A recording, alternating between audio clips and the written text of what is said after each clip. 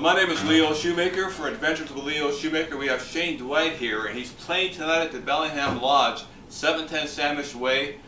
You've been here before to Bellingham, haven't you? Yes, a bunch for them. I think we were trying to figure it out last night. I think 6 or 7 times. Yeah, 5 or 6 times, yeah. Yeah, and it's always been a blast because everybody goes over there and stays for the whole weekend and enjoys themselves. Now, how did you get into playing guitar? Did your family give you one?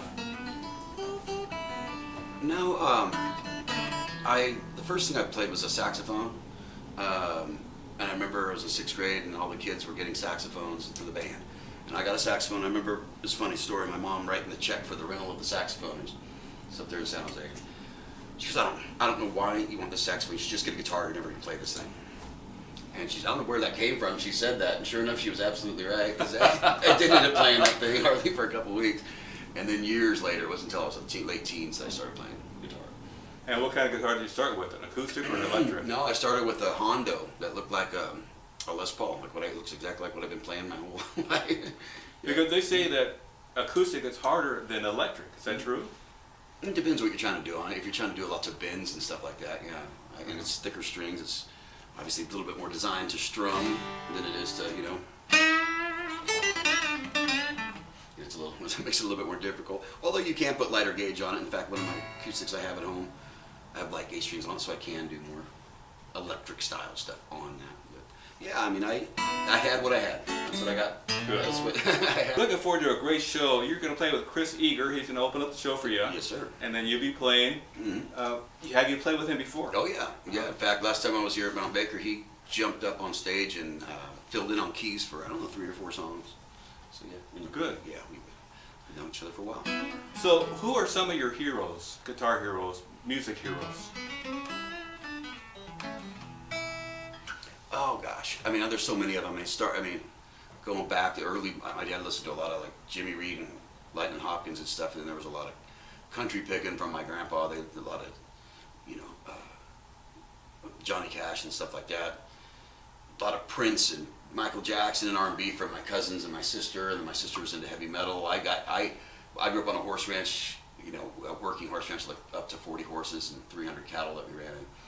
So there's a lot of country music, and so I loved country music, but I rebelled against it like kids do, and so by the time I was 13 or 14, I was listening to, like Dead Kennedys and Black Flag and so Anarchy. Yeah, and Testament and Ozzy Osbourne and stuff like that. And I don't know, as I got older, I got the blues bug. I remember hearing Stevie Ray when I was a senior year. I was in the gym, and I was like, God dang, it reminded me of the old blues that my dad would listen to. And I was just like, oh, what's that? And then it was right after that he passed away. So it's like right as I discovered him, he was gone. So I went to one of his concerts. Yeah. Blew me away. My eardrums were ringing. Oh yeah, it wasn't quiet. But yeah, so that sent me down a blues path, because prior to that I was playing a lot of metal on the guitar and stuff, and then so I really went down and then kind of a rabbit hole where I didn't play anything or listen to anything but blues for years. Like my girlfriend's a big country fan, and like that whole era of 90s country, I don't know any of, she knows every lyric to them, and I'm like, I missed that whole, because I was so immersed in old blues music at the time that I missed all that. Like anything that happened in pop music in the 90s, you're going to be hard pressed to have me know any of them. I didn't follow any of that at the time. So yeah, there's so many heroes. I mean, Hendrix obviously, and Robert Johnson, and I mean Robert's whole.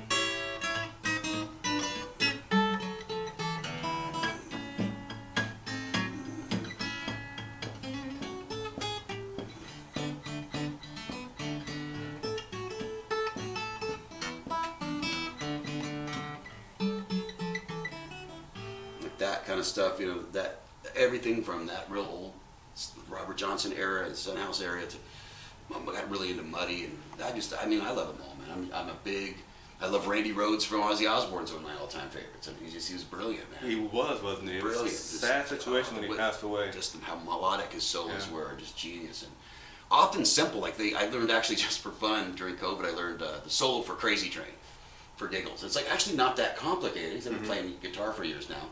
But just so melodic and just so beautiful, just man, it's thought out and just So yeah, guys like that. Eric Johnson was a big thing. I mean, when I loved Eric Johnson, Satriani. Oh yeah, Satriani's great. They did an Experience Hendrix tour. Yeah, Wonderful tour. I wish I would have caught that live. I went to see Satch a lot live. I went to see Eric Johnson a lot live. Yeah, man. And then as I got older, I got different jobs. I was a waiter. I was of course, I worked on the ranch, and then I became a truck driver for UPS and an unloader for UPS, and I hurt myself really bad. And I had a really good gig at UPS at the time. And I started going to open mics, and I didn't realize there was like live blues. This was in my late 20s, and so I didn't start really playing music until I was about 30, like really. I had a guitar. I had a guitar when I was a kid, but I didn't really get really immersed into it until then, probably. And I started going to open mics, and Chris Kane and Tommy Castro were playing in San Jose, and I was like, wow, this is here. So I started every Sunday. I kind of, because I was on disability from UPS hurting myself, I started a little outfit with some friends of mine, and we play at the local music store. We actually got pretty good on Sunday nights. We play every Sunday night in the music store. We get little crowds out there in the window, and we did little shows around town, and I was like, man, I want to play the blues. Come up with me to the jams in San Jose. And they're like, we don't want to play the blues. Oh. And so we actually broke up because they wanted to be an original rock band. We had about 10 original rock songs, and I was like, I had the bug. So I started going up to those open mics all the time, and then I never got a day job ever again. Just 20 years professional musician now. Did you play at JJ's? Oh yeah, a bunch. And Poorhouse? Oh yeah. What stations did you listen to back then? Because I remember KSJO was pretty heavy. KSJO. KLOK. What was the other one? K Fox. There was always there. There's a few of them. What else? Gosh, when I was a little kid, my cousins listened to KFRC. I remember sitting there waiting. KFRC 610, the mighty 610. Yeah, I remember sitting there with a cassette player when I was a little boy, waiting for a Prince song to come on so I could get recorded and get my cassette of Prince. And great DJs. Oh yeah. That would play things that you never would think to hear that would go together, but they did. Yeah, it was fun radio back then. So yeah, it was very musical family. Everyone in my family they didn't play. My dad was a drummer like in high school. He liked to play drums and played, but no one else really played. I have a cousin on my mom's side who's an excellent celloist. He's a cello. That's the only other musician. Yeah, there's the only other one that's really kind of stuck with it and did it. Went to music school and all that kind of thing. Do you play guitar and anything else? Do you play drums? I can play a little bit of everything, but you wouldn't want me in your band. We're talking to Shane Dwight here, and we're looking forward to a great show tonight, but you have such a great history in music, and you have a great reputation of some really strong rock and roll and blues and country. I played a song of yours last night on my radio show, Bluesland. I played I'm a Bad Man. Oh, yeah. What a great tune. So do you write a lot of songs yourself? Oh, yeah. That's what I spend most of my time these days doing.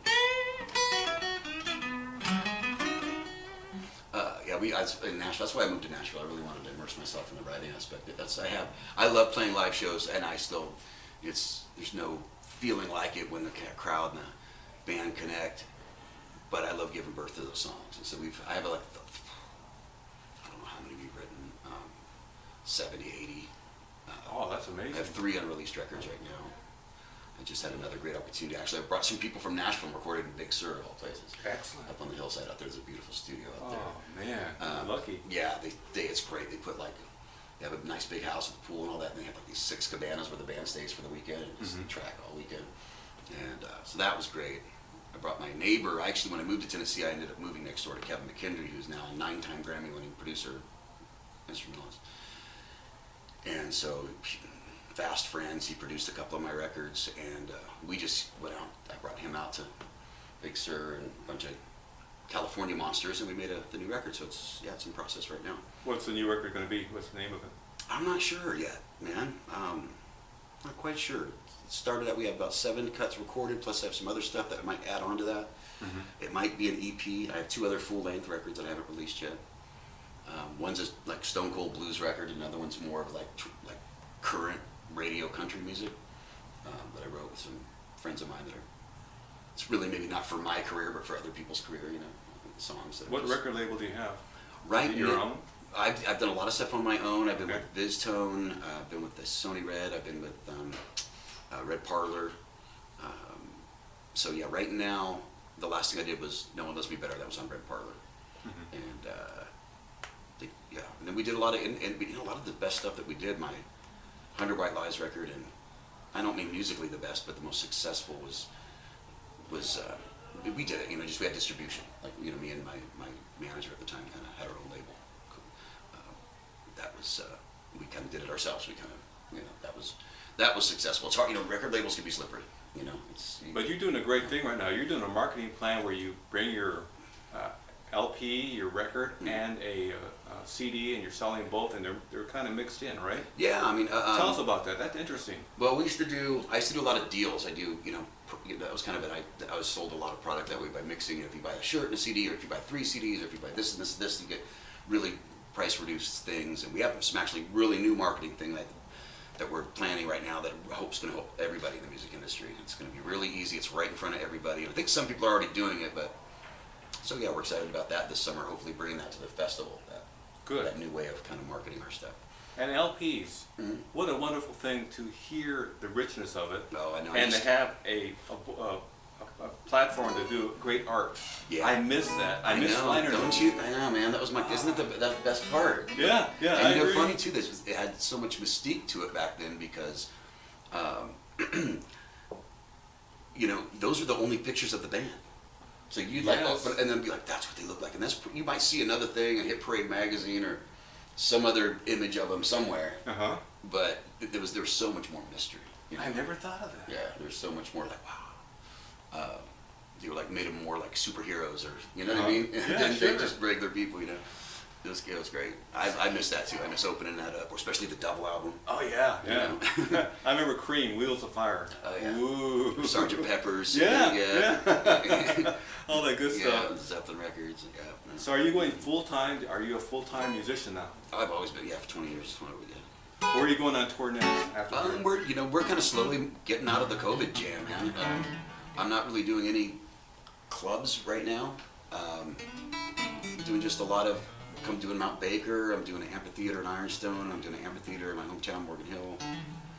What else are we doing? Reno Blues Festival. Both days we're headlining that. How about Canada? I'm not going to Canada this year. I had Alaska tour that just got canned till next year.